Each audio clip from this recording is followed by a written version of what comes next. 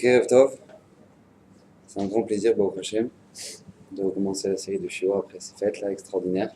Vous savez que. Merci beaucoup. Vous savez que une parashat Noach, Akadosh Baruch Hu va décider dans la parashat Shavua de détruire complètement le monde et Kipchuto le faire repartir à zéro. Akadosh Baruch Hu va faire repartir le monde à zéro. De la même manière qu'on voit dans la parasha de la semaine dernière, qu'Hachem a fait repartir le monde, a créé le monde de Adam Arishon, et de Adam Arishon va naître 3 enfants, d'accord, qui va être Caïn, Evel et Shet. Maintenant, il y aura sur Caïn qui est le Racha, il y aura Shem, Shet et Evel qui sont les tzadikim, 2 tzadikim, et donc 2 enfants tzadikim et un enfant Racha. De la même manière pour Noah, Akadosh Baruch Hu va refaire partir le monde complètement de zéro, de 3 enfants aussi, qui sont Shem et Ham et Yafet. Shem et Yafet qui sont des tzadikim, et Ham qui est un rachat. Donc Akadosh Baruch Hu va faire repartir le monde à zéro. Pourquoi Akadosh Baruch Hu décide de détruire le monde? Parce que tout simplement le monde est arrivé à un matzav grave. Le monde est descendu à un niveau, c'est marqué que le Xardin, le décret de la destruction du monde, c'est nous dit Midrash à partir du moment où en fait il y a eu des mariages entre hommes. Bon, il y a eu des mariages entre hommes et il y a eu des mariages entre hommes et animaux. Bon, ça on n'a pas connu encore, on verra. Et donc entre hommes et animaux. Et Mitzat Sheni, c'est marqué un autre chazal qui est marqué que le Xardin du Dor HaMaboul a été signé sur quoi? C'est Rashi Parashat Shavua qui nous dit qu'il a été signé sur le Gezel, sur le vol. Donc a priori, ça se contredit pas du tout. On verra, tout le thème du shiur sera de voir qu'en fait, ça se contredit pas du tout. C'est la même chose. La débauche et le vol, c'est exactement la même chose, la même racine. Et donc de ce fait-là, qu'Akadosh Baruch Hu va détruire le monde, va le faire repartir de zéro complètement à cause de cette débauche-là. La manière dont Hachem va le faire est très spéciale. Vous savez qu'Akadosh Baruch Hu va faire un déluge. Va faire un déluge sur tout le monde entier. Et tous les Chazal s'étonnent pourquoi un déluge. Vous savez qu'il explique, le Rav Eliyahu dans la Parashat Shavua, il explique dans son Sefer Lev Eliyahu, il dit quelque chose d'absolument extraordinaire. Il dit dans sa ville, je ne sais pas comment ça s'appelait là-bas en Lituanie, il y avait une ville comme ça là-bas, qui en fait avait un hôpital. Mais il y avait une promotion spéciale dans cet hôpital. C'était quoi la promotion de l'hôpital? C'était quand tu rentrais avec une maladie, tu ressortais avec 2. D'accord? Donc quand tu rentrais avec une maladie, tu ressortais avec 2 maladies. Et donc lui, qu'est-ce qu'ils ont fait? Ils ont ramené tous les plus grands sages, tous les plus grands chachamim de tout le pays. Et ils ont demandé, ils ont dit, Makara, quand maintenant on ramène nous, quand les gens ils rentrent avec une maladie, ils sortent avec 2 maladies. Qu'est-ce qui se passe? Réponse, ils ont commencé à faire des analyses, ils se rappellent quand ils étaient petits, ils ont ramené carrément des spécialistes d'Autriche pour essayer de voir qu'est-ce qui se passe, Makara. Et en fait, ils se sont rendus compte qu'en fait, l'hôpital, il était fait avec des poutres en bois, et que les poutres en bois, elles avaient avalé tous les microbes, et que c'était bourré de microbes, bourré de virus, de microbes, de trucs. Donc ce qui fait qu'en fait, il n'y a pas d'autre solution que de déraciner complètement, de brûler tout l'hôpital et d'en construire un nouveau. C'est exactement ce qui est arrivé au moment du Dor HaMaboul. Il y avait tellement de débauche, tellement de gezel, de matzav était tellement grave qu'en fait il fallait tout déraciner. Il fallait tout déraciner à la base. Il fallait tout enlever. Pourquoi? Parce que tout était tellement pourri. C'est marqué que le Harizal, il dit un chidouche phénoménal. Il dit comment ça se fait qu'Hachem il a ramené de l'eau? Pourquoi Hachem il a ramené de l'eau? Pourquoi de l'eau? Je sais pas, moi t'as qu'à faire comme Asdom Vamora. Tu prends carrément, il a pris ce d'homme comme ça, tac, et il a retourné comme une crêpe. Je sais pas, qu'est-ce que tu fais de l'eau? Pourquoi de l'eau? Il dit le Harizal, le monde il était tellement pourri qu'il fallait tremper dans un mikvé. 40 jours, 40 nuits, Keneged les 40 CA, la quantité d'eau qu'il faut pour rendre cacher un mikvé. Il fallait tremper le monde dans un mikvé, tellement il était pourri. Il dit le Beit Yosef un chidouche absolument phénoménal. Il dit le Beit Yosef, vous savez c'est quoi? Pourquoi de l'eau? Pourquoi de l'eau? Il dit parce que tout simplement, vous savez qu'il y a un phénomène, c'est que l'eau ne garde pas l'air. Quand il y a de l'air dans l'eau, elle remonte à la surface, mais l'eau ne garde pas l'air. Il dit même l'air, il dit le Beth Yosef, même l'air, il était tellement pourri, même l'air du monde, il était tellement pourri, que maintenant, même ça, fallait l'enlever. Même ça, fallait le rejeter.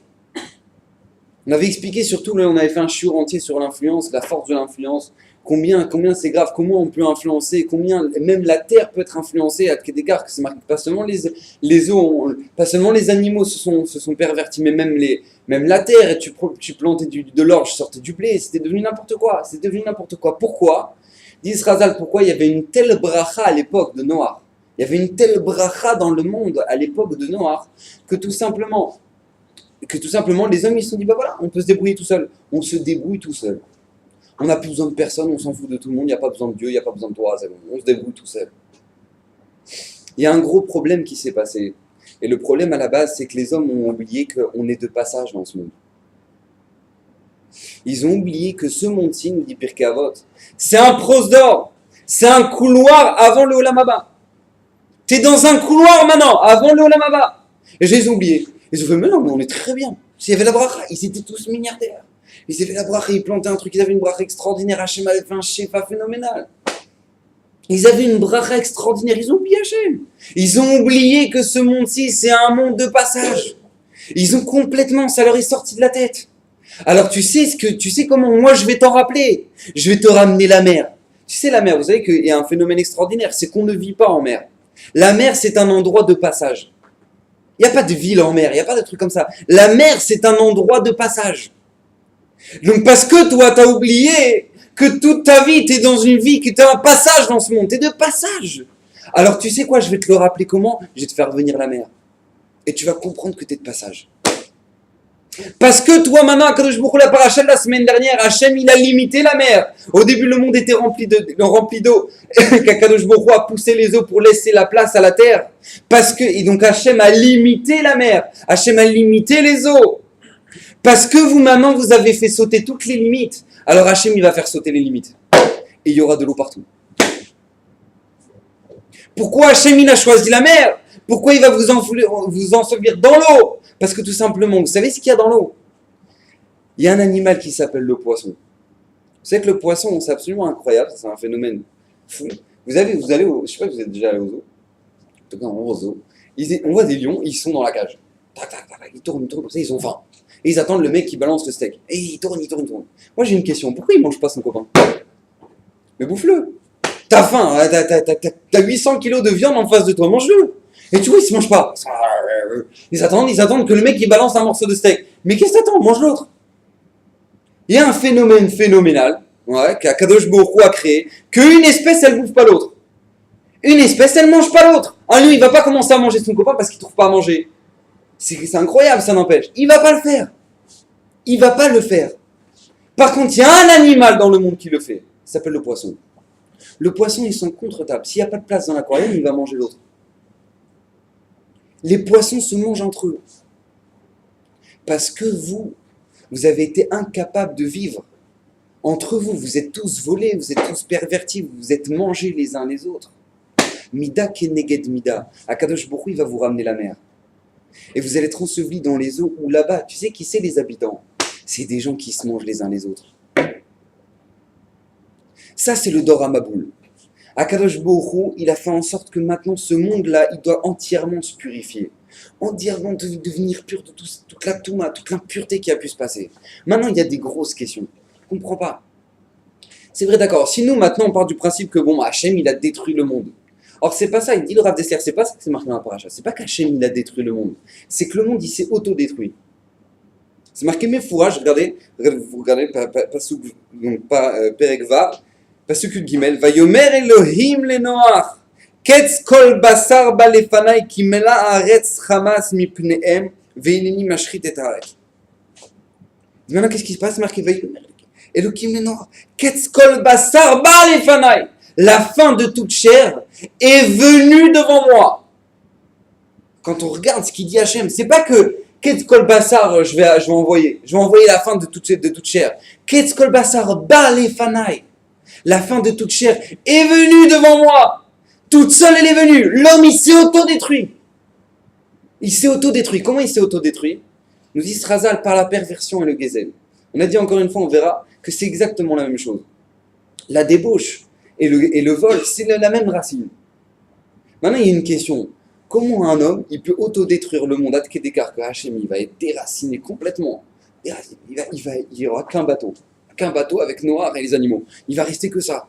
Comment c'est possible que l'homme il arrive à un tel matzav qui va complètement détruire le monde à travers ces avérotes-là? Qu'est-ce qui se passe dans ces avérotes-là qui fait que du coup maintenant le monde va être entièrement détruit? Ça c'est la première question. La deuxième question, vous savez qu'il y avait énormément de miracles dans le Tevat Noir. Énormément. De toute façon, tout Tevat Noir c'était de miracles. D'accord? De toute façon, tu construis, vas-y, construis un bateau de 135 mètres. Maintenant tu vas mettre dedans tous les animaux, toute la nourriture, toi tu vas vivre dedans. Mais comment tu peux faire un truc pareil? Tous les Mefarshim, tous les Midrashim racontent des miracles, c'était des miracles sur miracles, etc. Le Ramban il pose la question, de toute façon, si c'était un si grand miracle que tout le monde puisse rentrer là-dedans, pourquoi pas construire un arche de 1 centimètre de large et on rentre tous dedans? C'est méchané. De toute façon, si tu pars, toi et ta famille pendant une semaine, pendant un an en tout, c'est ce qu'il faut emmener. Regarde ce que c'est qu'un paquebot, regarde ce que c'est qu'un ferry, regarde ce que c'est qu'un bateau, regarde combien il faut emmener de nourriture. Comment tu peux emmener tous les animaux? Comment ça rentre? T'as rentré 2 girafes, 2 chevaux, tout ça rentre là-bas. Mais de toute façon, c'était des miracles qui sortaient du commandement mortel. C'était pas normal ce qui se passait. Donc si de toute façon Hachem, il a fait des miracles et qu'il se passait que des miracles tout le temps, et que de toute façon il y avait une pierre spéciale qui les éclairait dans le Tevat Noir et ils étaient protégés, machin. De toute façon, tout était basé sur le miracle dans le Tevat Noir. Non, de toute façon, tout se passait comme tout était les Malam Minateva. Donc pourquoi Hachem il n'a pas fait un truc qui est très simple?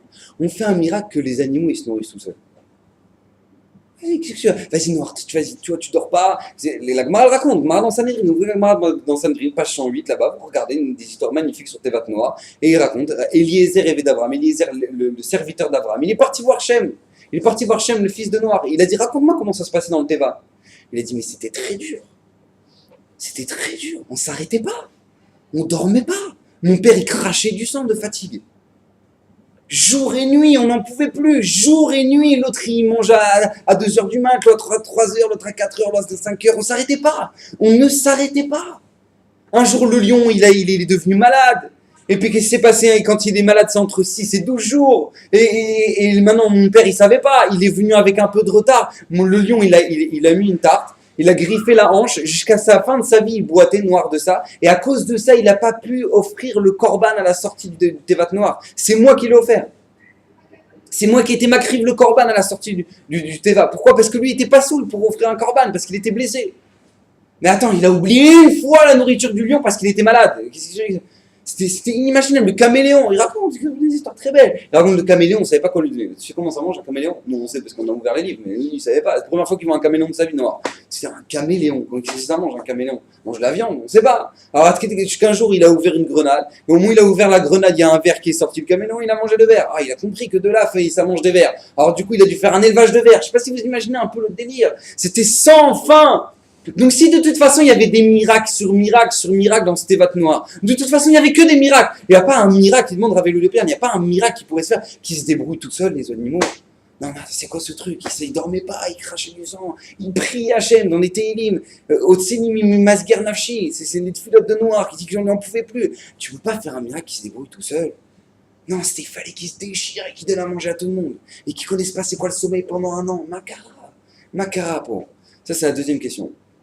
Troisième question, la Gemara, je ne sais plus si c'est la Gemara dans Menachot, je ne sais plus, une Gemara qui nous dit que, j'ai oublié, je n'ai pas eu le temps de regarder, la Gemara nous dit que Eretz Israël, c'était la seule terre qui a été sauvée du Maboul. La seule terre qui a été préservée du Maboul, c'était Eretz Israël. Déjà une question, bon, pourquoi Eretz Israël s'était sauvé du Maboul? C'est la première question. Deuxième question, en plus de ça, si ça a été sauvé du Maboul, alors envoie Noir là-bas. Si tu fais, vas-y, fais un bateau, ouais, vas-y avec les animaux là-bas. Ben, tu sais quoi, prends tes sandales, vas-y, va en Eretz Israël, tu seras protégé là-bas et va avec les animaux. C'est quoi ce truc? Tu l'envoies faire un bateau, et non, mais tu sais, il y a une terre que se garde, mais toi, tu te galères. J'ai pas compris, envoie-le en Eretz Israël. Ça, c'est la dernière question des partagés. On va voir un yesod absolument phénoménal qui va répondre les uns après les autres à toutes les questions. Vous savez que il y a un grand principe qui est comme ça. Dans le monde et dans la vie, il y a 2 sortes de personnes. Dit le Rav Dessler, un yesod extraordinaire. Écoutez bien ce que je vous dis. Dans le monde, il y a 2 sortes de personnes. Il y a ou les preneurs ou les donneurs. Il y a ou des gens qui, quand ils vont regarder l'autre, ils vont regarder un potentiel de pouvoir le gratter. Et il y a des gens qui, quand ils vont voir l'autre, ils vont regarder un potentiel de pouvoir lui donner. Je m'explique. Vous avez des gens, ils sont très gentils. Ils sont très gentils avec les autres, mais ils sont très gentils quand ils ont de l'argent. Vous savez, il y a un phénomène phénoménal qui se sont rendus compte que tout simplement, quand les gens ils jouent au loto, d'un coup, ils ont plein d'amis. Comment ça se fait? Plein d'amis. Plein d'amis. Il y a plein de gens qui l'appellent, ouais, la cousine de Tralouet de maman. Comment ça se fait que maintenant tu m'appelles? Ouais, j'ai entendu, alors t'as gagné et tout, super, sympa et tout. Ouais, et d'un coup, tout le monde devient ses amis. Comment ça se fait? Parce que tu as un tas de mouches qui commencent à s'accumuler autour de ce steak-là, qui est tout simplement celui qui a gagné. Pourquoi? Parce que les gens, c'est des gratteurs. Donc il y a des gens qui sont gratteurs. Il y a des gens, ils sont gratteurs dans l'âme. Il y a des gens, ils donnent même. Parce qu'ils demandent au Rav Dessler, il dit, comment c'est possible que tu peux que prendre? Quelqu'un qui prend, il est obligé de donner. Quelqu'un qui donne, il est obligé de prendre. Eh bien, il y a des gens, ils donnent. Ils donnent pour prendre. Je donne un exemple très simple. Il y a le mec, il a beaucoup d'argent. Et il a envie de s'acheter du kavod. Qu'est-ce qu'il fait? Il va à la synagogue. Il va là, moi. Et donc il lève sa breitling, comme ça, il lève sa breitling. Voilà, moi, 2000. Ouais, comme ça. Et hop, tout le monde a vu, ouais, lui, c'est le gros donateur. Donc lui, en fait, quand il a donné, il n'a pas donné, il a pris. Tu crois que lui, il a donné? Mais il n'a rien donné, il a pris. Il s'est acheté du kavod. Il y a des gens, ils donnent le maaser. Vous savez pourquoi ils donnent le maaser? Parce que c'est marqué dans le Gemara. T'as Aser qui est des chétites Hacher. Prélève ton maaser pour que tu t'enrichisses. Non, ils vont pas prélever le maaser parce que c'est une halakha, Hachem nous l'a demandé, etc. Non, parce qu'ils vont prélever le maaser parce que tout simplement c'est marqué que tu vas t'enrichir. Donc en fait, tu crois, tu fais une mitzvah? Non, tu prends. Il y a des gens, ils font ça. Ils cherchent toutes les ségoulottes. Pourquoi? Parce que c'est des gros preneurs. Ils cherchent à avoir le gros lot. C'est-à-dire qu'ils veulent qu'une seule chose, c'est gratter le maximum. Pourquoi? Pour avoir le maximum d'argent. Dans les mitzvahs, dans tout. Ça s'appelle les preneurs. Le problème de la génération noire, c'est que c'était une génération, ils sont tous devenus des preneurs.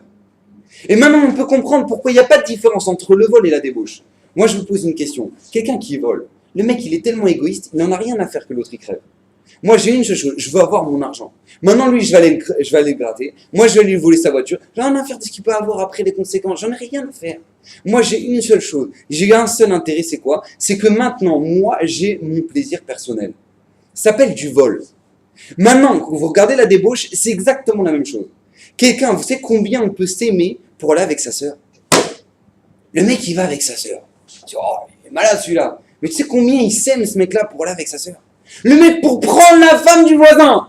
Le mec pour draguer la femme du voisin. Mais combien tu peux t'aimer pour ça? Combien toi tu peux t'aimer? Et mais tes problèmes. Et quand tu lui parles, tu dis mais t'es un malade, mais t'es une pourriture finie. Et le mec il te dit mais non, mais t'es complètement déstabilisé, ce mari ne lui parlait pas depuis 3 mois. Et puis voilà, et donc du coup j'étais là au moment où il fallait, et du coup je lui ai parlé, et j'ai dit les mots qu'il fallait, elle était heureuse, et je l'ai vue épanouie, et très bien. En fait t'as fait une mitzvah.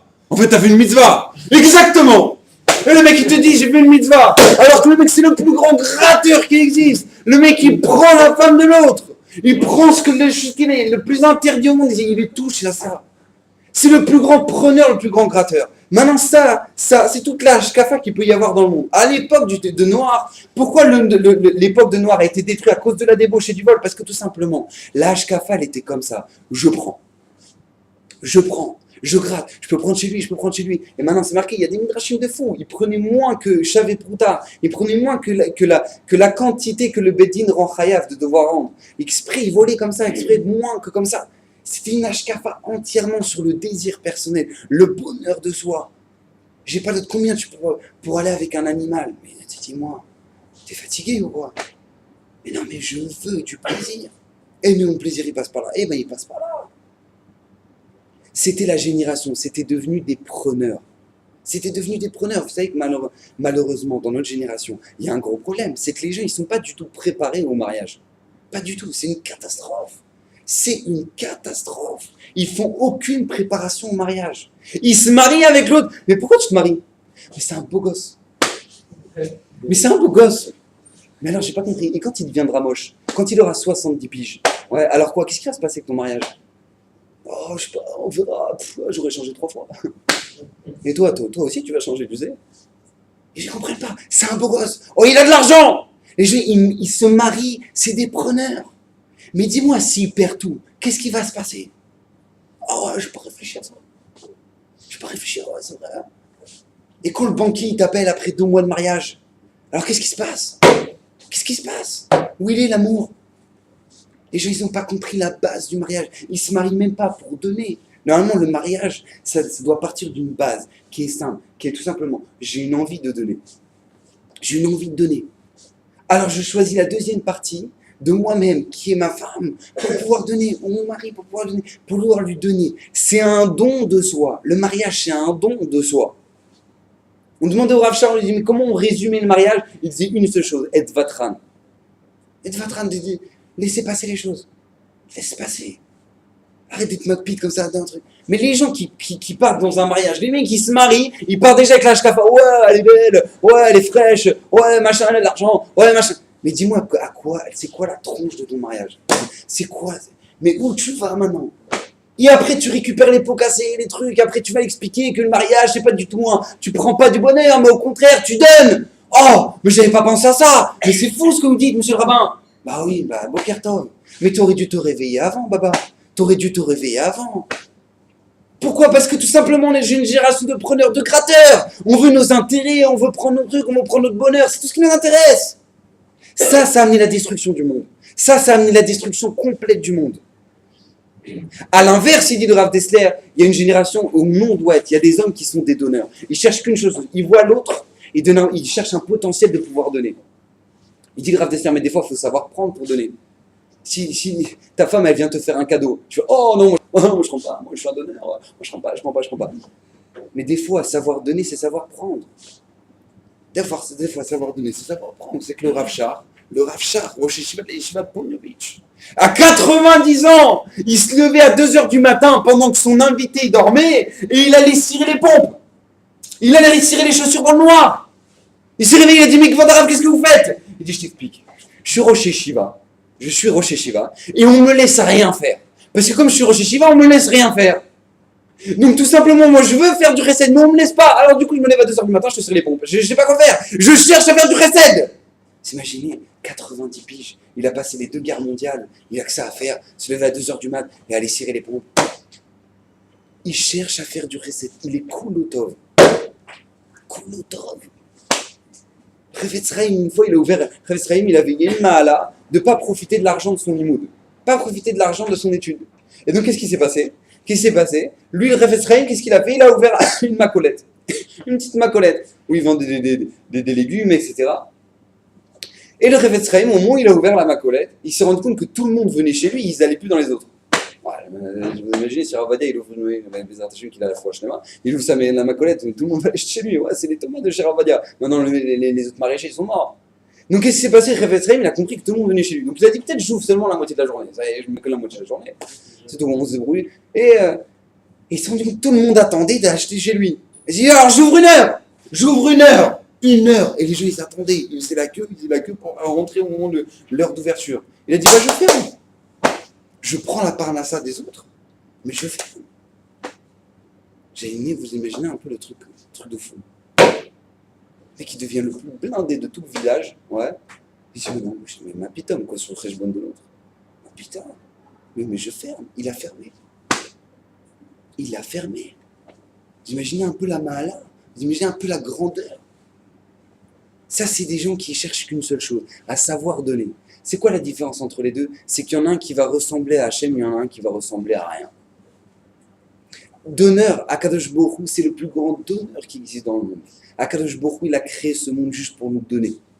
C'est la matara pour laquelle il a créé l'homme. Il veut donner. Hachem, il veut donner.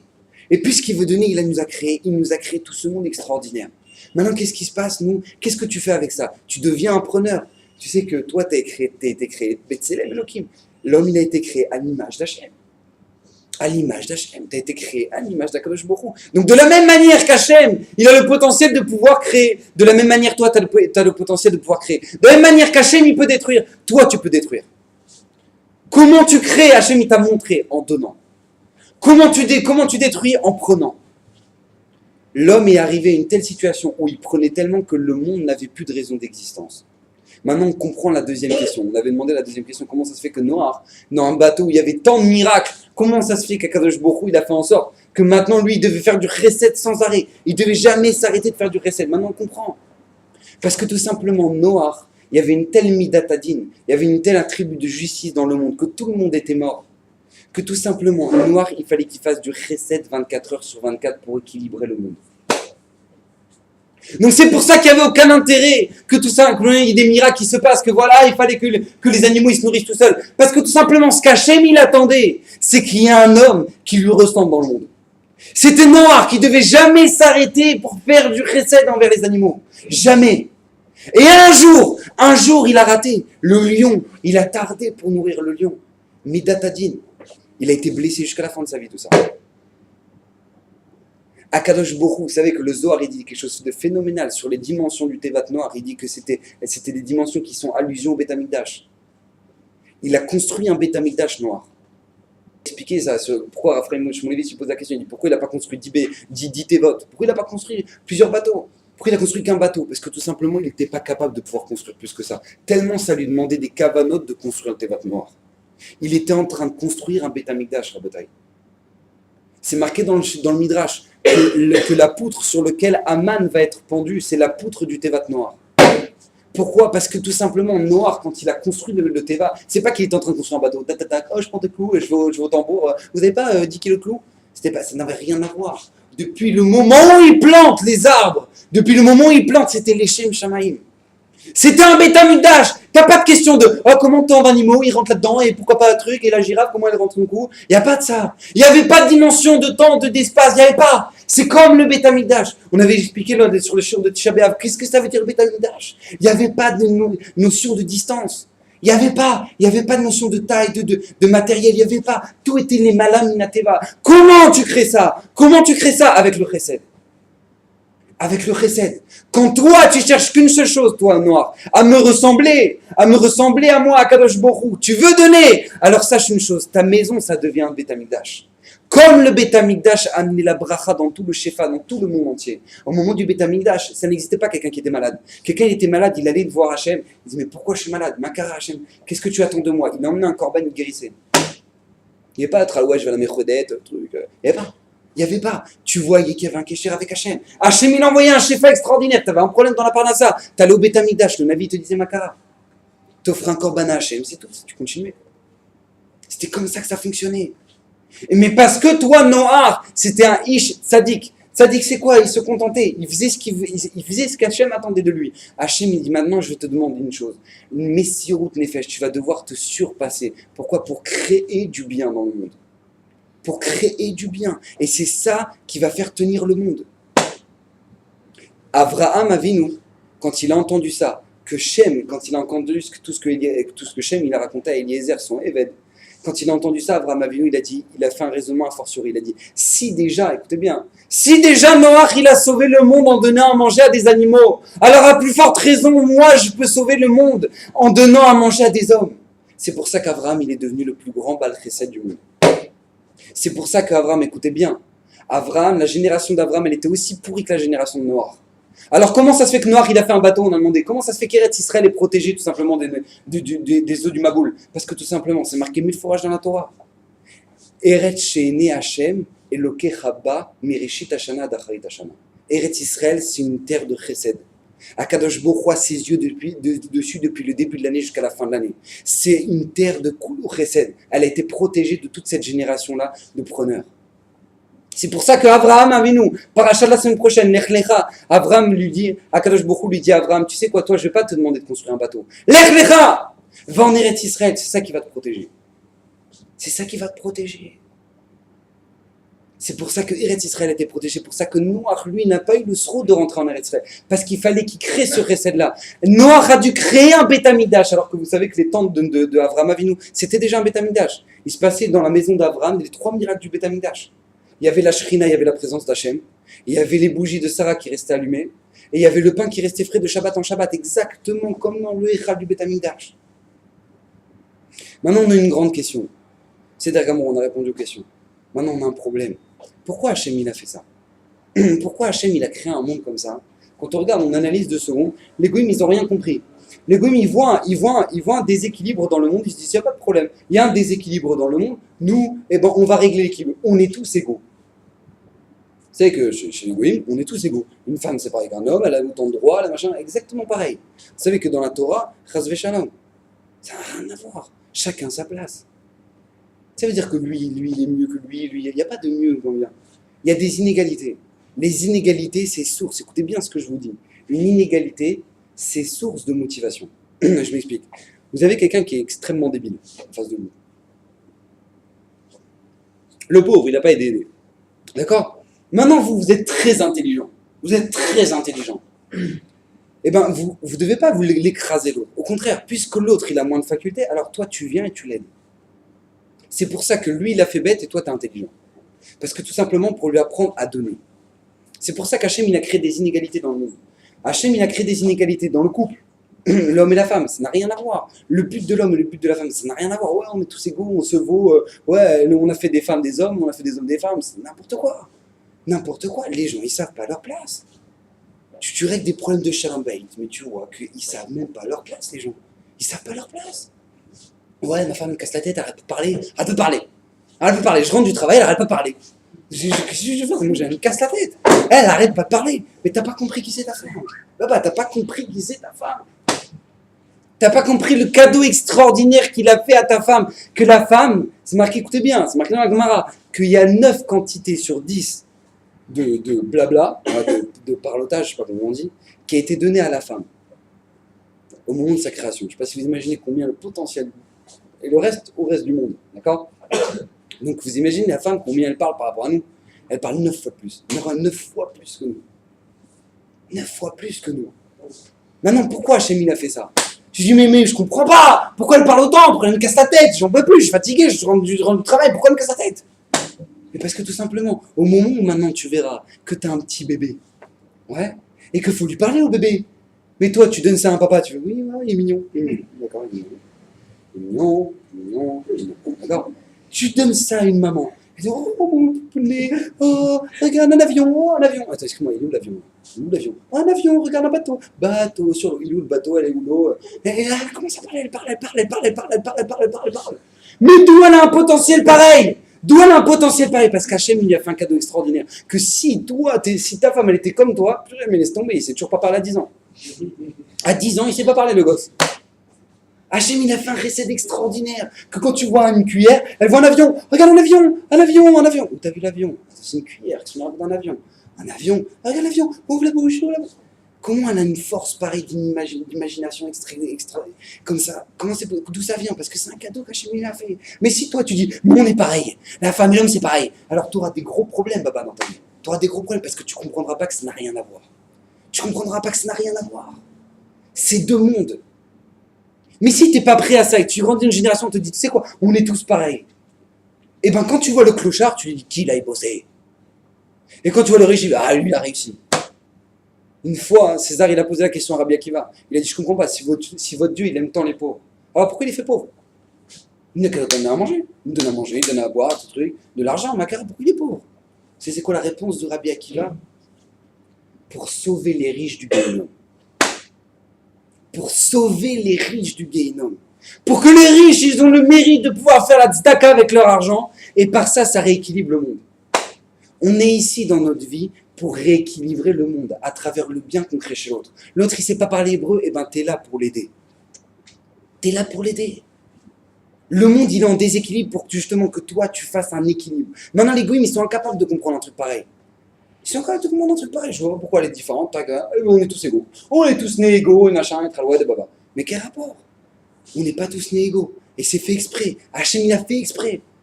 Arrête avec tes trucs décomplexés. Les gens, ils sont complexés. Oh, on n'est pas pareil. Mais quel rapport? Quel rapport? C'est intéressant maintenant. Voilà, t'as vu des femmes qui tiennent un marteau-piqueur. Voilà, c'est devenu des hommes. Voilà, super.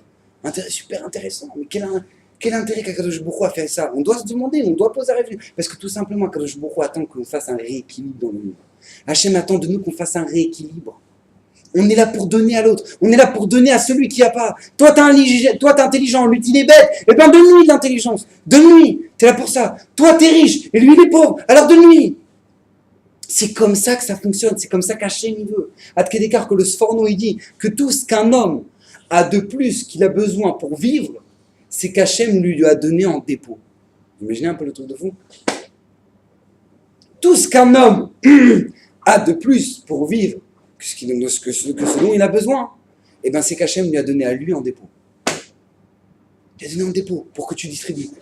C'est ça qu'Hachem t'a donné.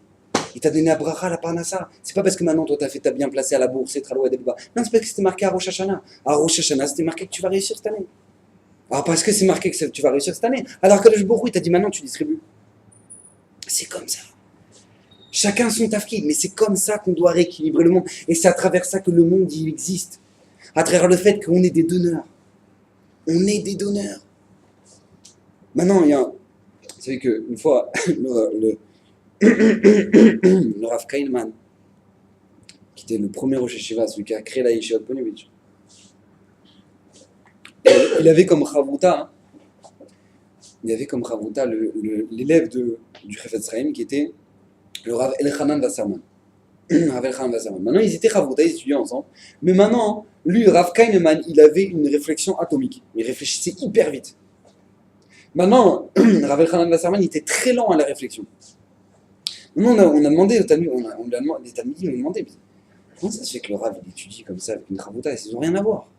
Lui, il réfléchit hyper vite. Le temps qu'il réfléchisse, c'est marqué comme ça, c'est marqué dans l'histoire, que le Rav Kainman, il avait un petit chasse à côté de lui, des petites marottes, parce que le temps que Rav Elchanan Wasserman il réfléchisse, il étudiait autre chose. Je n'ai pas compris, qu'est-ce que je casse la tête avec lui?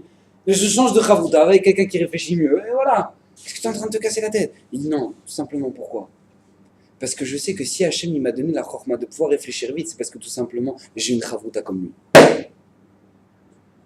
C'est pas parce que moi je suis hyper intelligent. C'est parce que tout simplement, puisque moi je peux lui apporter à lui, alors c'est pour ça que je suis comme ça. C'est comme ça qu'il réfléchit, cette équipe. C'est parce que moi je peux lui apporter à lui, alors c'est pour ça que je suis comme ça. Nous maintenant, tout le travail qu'on a, tout le tafkid et tout ce qu'on doit travailler, nous, comme les Koudas, chez nous, et qu'on doit changer chez nous, c'est cet ashkafa-là. De regarder combien on est des preneurs ou combien on est des donneurs. Combien tu donnes dans ta vie ou combien tu prends. Pourquoi? Parce que tout simplement, on a un potentiel absolument extraordinaire en nous. On a un potentiel extraordinaire. Moi, je vous pose une question, mais c'est une très grosse question que je vous demande. On arrive après 120 ans, Hachem me dit, est-ce que tu as fait du recette? Est-ce que tu as donné? On peut très bien lui répondre à Hachem, attends, je sais pas pourquoi Hachem tu veux que je donne à l'autre? Déjà, je m'occupe de moi. Moi, je dois aller m'occuper de lui, faire du recette à lui, faire du... Pourquoi moi je dois me faire du recette? Pourquoi je dois me casser la tête à aider l'autre? Déjà, moi, je dois me construire. Déjà, moi, je dois faire mes efforts. Déjà, moi, je dois apprendre tout le chasse, machin. Un autre, il vient me casser la tête. Oui, tu peux m'aider à faire du recette, je dois remonter la porte et tout, machin.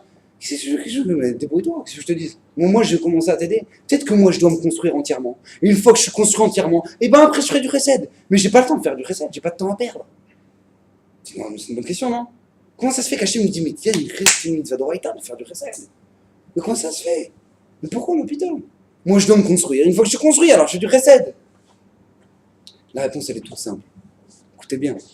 Parce qu'on ne sait pas ce qu'on vaut. On ne sait pas ce qu'on vaut. Vous savez qu'il y a un phénomène absolument incroyable. Prenez un bon célibataire. Il vit chez lui, il est tranquille, et machin, un truc et tout. Il a son linge, son machin, un truc. Une fille, pareil, célibataire, elle a son truc, machin. Maintenant, qu'est-ce qui se passe? On lui dit, tu sais que maintenant, tu vas devoir te marier. Et attention, pour marier, il fallait faire les courses pour l'autre, il fallait aller à la banque pour l'autre, machin, un truc. Il faut s'occuper de l'autre aussi.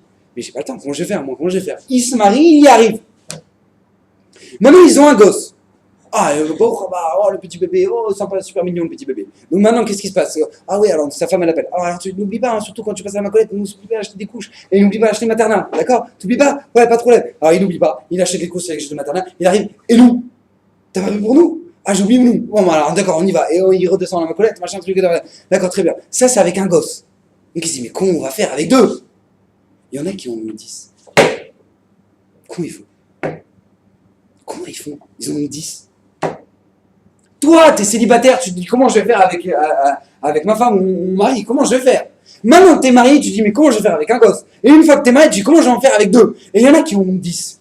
Mais comment ils font? De là, on apprend une grande leçon dans la vie. C'est que tout simplement, tu ne connais pas ton potentiel. Tu ne sais même pas ce que t'as dans le ventre. Tu sais même pas ce que tu vaux. Tu sais même pas ce que tu vaux. Toi, tu te dis mais moi, je peux pas faire plus que ça. Hachem, il a fait un recette extraordinaire. Tu sais quoi? Tu fais du recette avec l'autre. Tu verras que tu es capable de plus. savez que c'est un phénomène extraordinaire dans les compétitions. Ouais. Tu vois un bon sportif, le mec est bien entraîné, c'est bien préparé, machin. Et bien, il est prêt pour la course, il est prêt. Ouais. Et au moment où il va, au moment où il est prêt, et ben il a fait des entraînements, son entraîneur, il a chauffé, grave, machin. Il arrive, au moment de la compétition, maintenant, tac, au moment où on fait le départ, et ben il trouve des forces qui n'existaient pas. Il fait un score que maintenant il n'a jamais fait pendant les entraînements. Makara. Parce que les autres, ils sont source de motivation pour toi. Les autres, ils sont source de motivation pour toi. Toi, jusqu'à maintenant, tu ne savais pas combien tu étais, ce dont tu étais capable et ce dont tu n'étais pas capable. Maintenant, Hachem, tu sais ce qu'il t'a donné? Hachem, il t'a donné l'autre. Il t'a donné l'autre pour te montrer ce que tu es vraiment capable et ce que tu n'es pas capable. Maintenant, toi, tu te dis, mais moi, je suis capable que de ça. C'est faux. Je te dis, c'est faux. Tu es capable de beaucoup plus. Tu es capable de beaucoup plus. Mais tu ne le sais pas. Ah, comment je vais savoir? Fais du chesed. Tu verras ce que tu es capable de faire.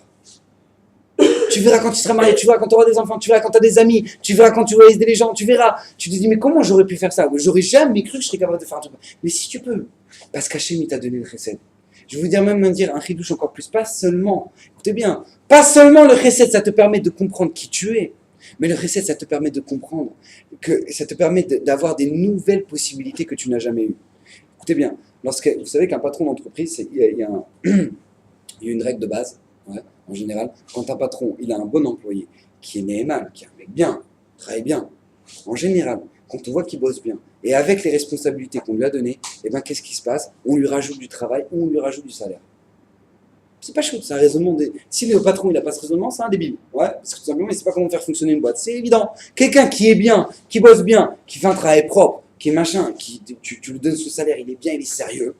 Tu lui rajoutes du travail, tu lui rajoutes du salaire. C'est quelqu'un sur lequel tu peux compter. C'est Otto Davar.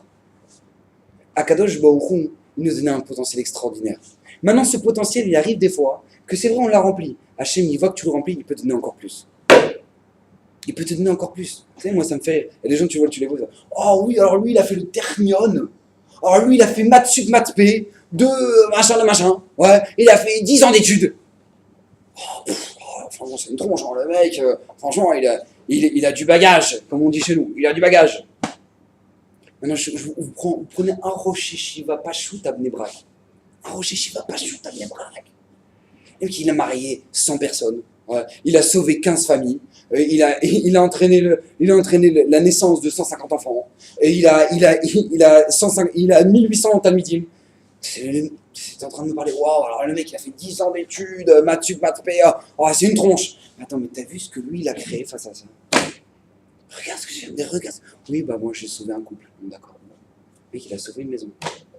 Il a sauvé une maison. Ah, bah ça vaut la peine d'avoir des diplômes. Il a sauvé une maison. Il a sauvé une maison. Mec, il a fait 1500 talmidim. Qui vont devenir des rochers shivot, qui vont devenir des talmidim haramim, qui vont donner des... Et 1500 talmidim. Et tu le vois, il est comme ça. Bah oui, pour les bras, oui, bah, qui je suis, moi, qui je suis. Le mec, il est là comme ça, avec sa veste, son truc. Oui, alors là, qu'est-ce que vous voulez, monsieur? Putain, mec, arrête. Pourquoi? Parce que le mec, il a fait 10 ans d'études. Et le mec, il a sauvé le monde, il est là comme ça. Rav Kahneman qui a créé la Yeshiva de Ponevezh, Rav Kahneman qui a créé la Yeshiva de Ponevezh, qui a créé un empire, qui a créé une ville comme Bnei Brak. Rav Kahneman, il était Cohen. Au moment où il devait aller jusqu'au Echal pour faire Birkat Kohanim, et qu'il y avait un Bachour qui était devant lui, et ben il lui disait pas pardon. Il attendait. Alors il y a quelqu'un qui disait mais le Rav veut passer. Ah le Rav veut passer. Pardon. Moi je dis mais Rav, dites pardon, poussez-le. Il fait mais qui je suis moi pour le pousser? Qui je suis moi pour le pousser? Mais vous imaginez un peu, le mec il a créé un empire, il a créé le Olam Torah, et lui il est là comme ça, il va faire Birkat Kohanim. Il attend. Et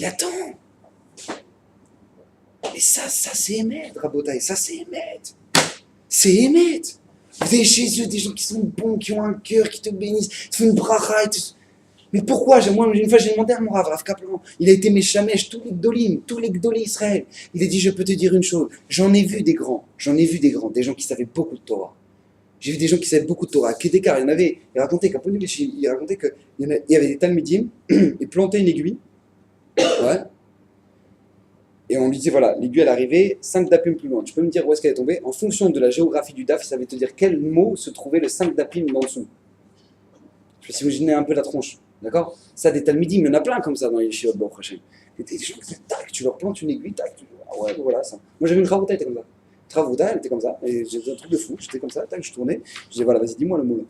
Moi je vais me mettre le doigt comme ça. Dis-moi le mot là. Amarabaye. Amarabaye. Des tronches, il y en a des tronches. Bon, Hachem, je t'appartiens chez moi là, il y en a. Mais il a dit, tu sais ce qui fait un gadol? Tu sais ce qui fait un gadol, il m'a dit. Tu sais ce qui fait les gdolés Israël?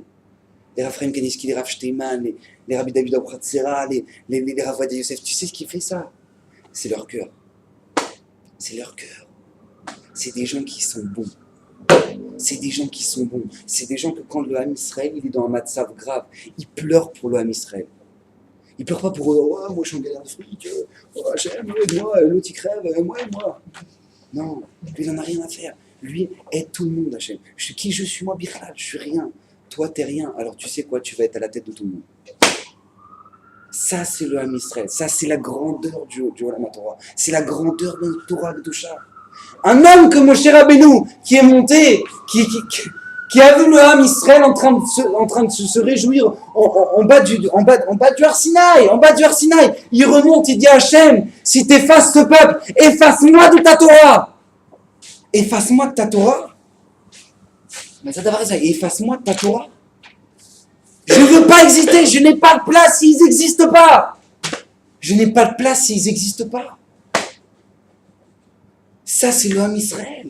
Ça, c'est le Ham Israël. C'est pour ça que le premier de tous les Avot, ça va être qui? Ça va être Abraham. Midat HaChesed. Midat HaChesed. J'ai compris ce qu'Hachem me donne. On a vu ça, c'était tout le ta'alir de Rosh Hashanah. Comprendre combien nous on doit faire tchouva par rapport à ce qu'Hachem il est par rapport à nous. Combien Hachem il est bon avec toi. Combien pendant que tu es en train de danser, combien tu es en train de faire tes lourdeurs, Hachem il te fait battre le cœur comme ça. Tout. Avec l'énergie qu'Hachem il est en train de te donner, maintenant tu es en train de faire des avérotes. Avec l'énergie qu'Hachem il est en train de te donner, tu fais des avérotes. Tu fais des avérotes. Maintenant c'est lui qui te fait battre ton cœur. C'est lui. Je ne sais pas si vous avez déjà vu ce que c'est qu'un mort. Mais un mort, il y a une seule différence. Son cœur, il ne bat plus. Il ne bat plus. Makara, et d'où c'est parti? Sa neshama, elle est partie. Sa neshama, elle est partie. Maintenant, toi, tu vis, ton cœur, il bat. Il bat, c'est bien, tu respires, tu es en bonne santé, tu as des bons yeux, tu as tout. Et maintenant, toi, tu fais n'importe quoi avec. Tu regardes n'importe quoi, tu parles n'importe comment, tu vas des ambiances pourries, avec ça, avec le cœur qu'Hachem. Et pendant que tu es en train de fauter, pendant que tu es en train de fauter, Hachem, il te donne l'énergie. Hachem, il te donne la vie. Mais tu imagines combien il est Merachem avec toi. Combien Hachem, il est bon. Hachem, il attend une seule chose. C'est que nous, en échange, on soit bon. On doit être bon. Parce que c'est ça le bonheur. C'est ça le bonheur. Quand on arrive dans une situation où maintenant tout le monde essaie de te gratter, tu te sens bien. Je pose la question, tu te sens bien? Quand tu essaies de gratter de l'autre, quand tu essaies de gratter, tu essaies de l'embrouiller, l'autre, tu essaies de créer une relation parce que tout simplement après tu veux le gratter. C'est beau ça, tu es heureux dans ta vie, tu te sens épanoui là, tu te sens épanoui, tu arrives à la fin de la semaine, tu dis j'ai pourri tout le monde, je suis content là, je m'endors bien, je suis heureux, je suis bien, voilà, l'autre il a crevé grâce à moi, l'autre je l'ai planté, l'autre j'ai fait un découvert, je suis bien, je me sens bien là. Ça, c'était une bonne semaine. C'était une bonne semaine. Je pose la question, vous croyez que les mecs ils réfléchissent comme ça? Quand tu vois une personne qui dit voilà, il a aidé cette personne-là, il a sauvé l'autre, il a étudié à l'eau avec l'autre, et machin, un truc. Il finit la semaine, il dit purée, mais je t'appartiens chez moi, Boïkala, il arrive à Shabbat, il dit Boïkala, je suis Mekabel Pnashrina. J'ai aidé, j'ai fait quelque chose, je me suis construit. Le mec il a planté tout le monde, il arrive Boïkala. Elle va venir la Kala, elle va venir, elle est magnifique. Réfléchis 2 secondes. C'est ça qu'Hachem il attend de nous. Hachem il attend une seule chose, on ne doit pas être des preneurs, on doit être des donneurs. On doit être des donneurs, quand on donne, on doit donner avec son cœur. On doit donner avec une intention. On doit donner parce que Hachem nous a demandé. Pas parce que moi j'ai un intérêt de machin. Hachem il attend une seule chose, de changer, qu'on change. Parce que tout simplement, si toi t'es bon, alors Hachem il sera bon avec toi. On l'a déjà expliqué, c'est Mida Keneged Mida. C'est Mida Keneged Mida. Si toi t'es bon, alors toi t'es bon. Si toi tu plantes, alors Hachem il va te planter. C'est comme ça. C'est comme ça. Si toi tu plantes, Hachem il te plante. Si toi tu es bon, Hachem il est bon. C'est automatique. La relation que Hachem il a avec toi, c'est la relation que toi t'entretiens avec les autres. C'est la relation que tu entretiens avec les autres. On a déjà expliqué, c'est la Gemara avec Rabbi Yehuda Hanassi, qui a vu un veau se cacher sous sa robe. Il a vu un veau se cacher parce qu'il allait à la shrita. Il a dit va parce que c'est pour ça que tu as été créé. De là, pendant 13 ans, il a souffert. 13 ans de souffrance. Il a eu Rabbi Yehuda Hanassi. 13 ans de souffrance. Et quand est-ce qu'elles sont reparties, ces souffrances-là? 13 ans de maladies horribles. Et quand est-ce qu'elles sont reparties, ces maladies-là? Elles sont reparties le jour où maintenant il y avait des souris qui avaient fait leur maternité sous le canapé de Rabbi Yehuda Hanassi. Et la bonne de Rabbi Yehuda Hanassi, elle voulait jeter. Il a dit non, laisse. Il est mirachem sur le monde. Il est mirachem sur ces créatures. À ce moment-là, c'est reparti. On avait demandé, c'était avant Rosh Hashanah qu'on avait posé cette question-là. On avait demandé, Mazma, je ne comprends pas. Mazé Kachour. Quoi, parce que lui, maintenant, il a dit au veau, vas-y, c'est pour ça que tu as été créé. C'est vrai, c'est pour ça que le veau a été créé. C'est pour ça que le veau a été créé. Il a été créé pour la shrita. Sauf Béma la shrita, elle dit la Gemara, sauf Adam la mita. C'est marqué mes fois, la Gemara. Alors, va, c'est pour ça que tu as été créé. Makara, pourquoi maintenant il va recevoir des souffrances de ça? Il y avait le blazer, quelque chose d'extraordinaire. Écoutez bien. Parce que la manière dont toi tu te comportes avec les autres, alors c'est la manière dont Hachem se comporte avec toi. Si maintenant toi, envers l'autre, tu dis pas, je vais pas regarder le calcul, non. C'est bon pour toi, même si tu comprends pas, c'est bon pour toi. Alors Hachem il va te dire, tu sais quoi, les souffrances c'est bon pour toi, ça te rachète des fautes, c'est bon pour toi. Même si tu comprends pas, c'est bon pour toi. Mais si maintenant toi, tu te comportes autrement envers les créatures, et que tu vois les souris, et tu te dis, mais Hachem, elles comprennent pas les souris, ce qui est bon pour elles, ce qui est bon. Elles, pour l'instant elles sont là, laisse-les là. Alors Hachem aussi il est comme ça avec toi. Quand le monde il a été détruit au moment du Maboul, c'est parce que les gens ils sont devenus Maboul. Ils sont devenus complètement pétés. Ils faisaient n'importe quoi. Ils ressemblaient à rien. Tu fais n'importe quoi, tu grattes les gens. À Kedekar, pourquoi il dit Rachim et Fourage, il dit pourquoi 40 jours de déluge? Keneged les 40 jours de la création d'un enfant dans le ventre de sa mère. Parce que vous avez obligé Hachem à créer des mamzerim. Il y avait tellement de relations interdites, il y avait des mamzerim, parce que vous avez obligé Hachem de faire des mamzerim. Alors Akadosh Baruch Hu, il va emmener 40 jours de déluge, 40 jours. Nous maintenant, la réflexion qu'on doit avoir, c'est comprendre la richesse qu'Hachem nous a donnée. Hachem dans notre vie, Akadosh Baruch Hu nous a donné, quand il nous a créé des inégalités, c'est pas maintenant pour planter l'autre. L'autre il n'est pas fait parce que tu dois le planter, l'autre il est fait parce que tout simplement tu dois l'aider, tu dois être ici pour l'aider. C'est ton tafkid maintenant. C'est ton tafkid. Maintenant, il vient frapper à ta porte. Maintenant, il t'appelle. Maintenant, il a besoin de ton aide. Tu dois l'aider. C'est pour ça qu'Hachem, il attend ça de toi. Je vais raconter cette histoire extraordinaire à Bnei-Brak. Extraordinaire. C'est une histoire qui m'a frappé. Je crois que toute ma vie, je vais la garder, cette histoire. Une fois, il y a un couple à Bnei-Brak. Ils ont accouché. La mère, elle a accouché. Elle a eu un enfant. Et juste à côté, dans le lit à côté, c'était une Riloni. Et maintenant, l'enfant, il était handicapé. Elle a abandonné l'enfant. Maintenant, qu'est-ce qui se passe? Écoutez bien. Quand ils ont vu ça, eux, ils ont dit, on n'a qu'à dire qu'on a eu des jumeaux.